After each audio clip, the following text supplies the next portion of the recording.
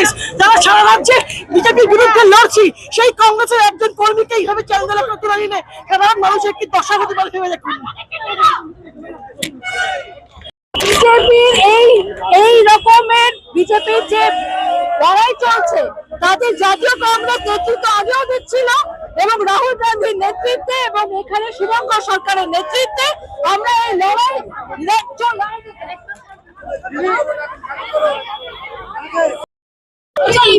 Leak হয়েছে বাচ্চাদের জন্য। আর হকাসরা সব গরিব, ওদের একটা জায়গা দিতে পারছে না, জায়গা ঠিক করুক, পরিষ্কার হচ্ছে আমরা দেখছি। বিজেপি সহযোগীর মধ্যে এরা তো সবাই বড় লোক, এরা কেউ গরিব নয়, হকাটাকে ওরা নিজে বড় লোক না, সবাই বড় লোক দেখতে পাচ্ছে।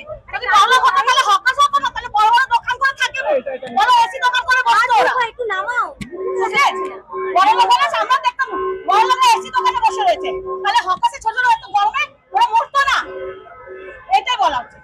শুভেন্দু অধিকারী হকার বলেছিল যখন বিরোধী দল নেতা, তখন বলছিল হকারদের উপর আন্দোলন হলে সেখানে আমি নিজে গিয়ে দাঁড়াবো। এখন শুভেন্দু অধিকারী নিজেই মুখ্যমন্ত্রী, কেউ আসবে না, অত সব পেছনে বলা হয়। আসুক সামনে, আমরা তো সামনে আছি, আসুক না। একটা হকারকে কেন তুলছে? একটা গরিব লোক কি খাবে? ওরা কি খাবে? আমাদের এই সংগ্রাম চলছে চলবে, বিরুদ্ধে আমাদের এই সংগ্রাম চলছে চলবে, আমরা এই সংগ্রামকে ছাড়বো না। অনৈতিকভাবে হকার উচিত করা যায়নি, যাবে না। দড়ি রাখি কোনদিন সরকার ছাত্রের দায়িত্ব নিজেকে সুনিশ্চিত করে।